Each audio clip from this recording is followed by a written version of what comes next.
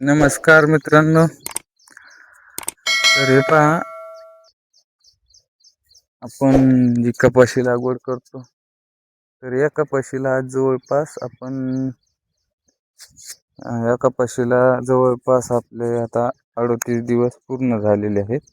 आणि याची 38 दिवसामध्ये याची वाढ या पद्धतीने झालेली आहे. ही वाढ म्हणजे फक्त पावसावरती झालेली आहे. आणि ज्या कपाशीला आपण पाणी दिलं, तर थोडं पाऊस कमी जास्त झाल्यानंतर आपण जर पाणी देतो, तर त्या कपाशीला आपण पाणी दिलं तर त्याची वाढ ही अशा पद्धतीने झालेली आहे पहा. तर पाणी दिल्याचाही कपाशीला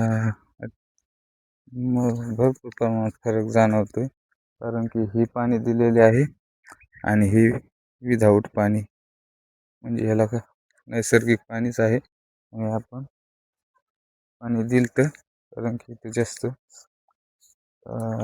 सुकायला लागला होता. त्यामुळे चला तर इकडे पुढे दाखवतो तुम्हाला पाणी दिलेली आणि नाही दिलेली. तर हे जे दिसते आपल्याला मोठी साईज, तर ही पाणी दिल्यामुळं थोडी वाढीव दिसते. आणि त्या तिकडे पुढे पाहू शकतो, हे पहा, हे जी दिसते समोरची कपाशी एकाच दिवशी लागवड आहे, परंतु ओलावा कमी असल्यामुळे ती पहा थोडी लेट उगवण झाली आणि वाढ पण कमी प्रमाणात झाली. आणि ही पाणी दिलेली आहे तरीची वाढ उमटून पडली दिसते. पहा, इकडे सुद्धा आपण पाणी दिलं तर ही झाडं मोठाली झालेत, आणि ज्यांना पाणी नाही दिलं ती झाडं छोटीच राहिली.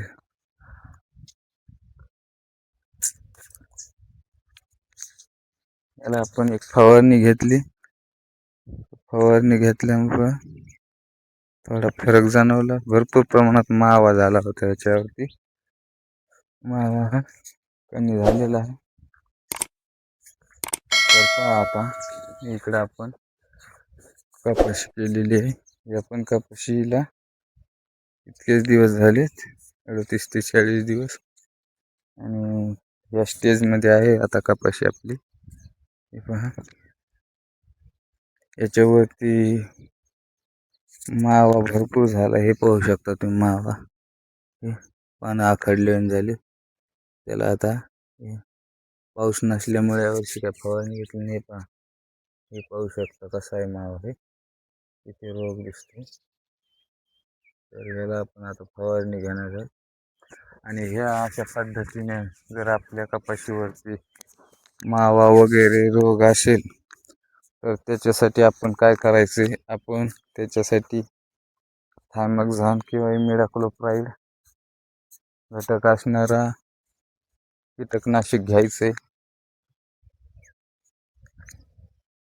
त्याचा थायमॅक्झॉनचा अतिशय फार चांगल्या पद्धतीचा रिझल्ट येतो. आता मी याच्यासाठी थायमॅक्झॉन 19-19 आणि एखादं टॉनिक घेणार आहे. टॉनिक मध्ये आपण काही घेऊ शकता. सध्या आपल्याला वाढीची आवश्यकता आहे, त्यामुळे आपण नत्र असणारा कंटेन वापरा. नत्र स्फुरद पालाश, म्हणजे सध्या वाढीसाठी आपण 19-19 हे घ्या.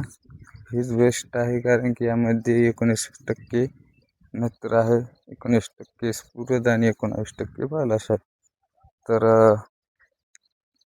याने वाढ सुद्धा चांगली होईल व आपल्या पिकावरती पानामध्ये जो कमजोरीपणा येतो तसला कमजोरीपणा नाही येणार, आणि आपल्या पिकाची ग्रेनरी टिकून राहील. त्यामुळे आपण थायमॅक्झॉन घ्या व त्याच्यासोबत आपण